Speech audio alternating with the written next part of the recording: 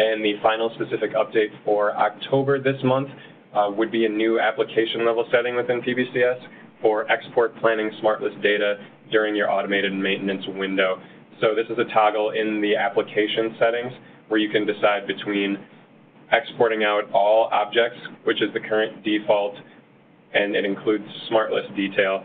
Now you're able to hit no on this setting, which means that your automated backups will contain a complete backup with data, but excluding smart forms. Now the reason this has come about is Oracle decided they were seeing that when you're exporting all data and having to also include smart list text detail within that, they weren't quite hitting their hour window for backups. So now they give you the option to either continue, which means that those backups might take a little longer than expected, or rather not expected, but longer than the 1 hour, which they typically communicate.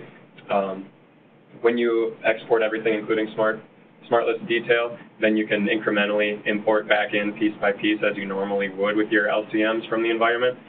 Selecting no means that you're only able to bring in the same set of objects as are exported, meaning you won't have that smart list detail and you won't have the ability to incrementally import back into the environment for specific objects. So something to keep in mind here.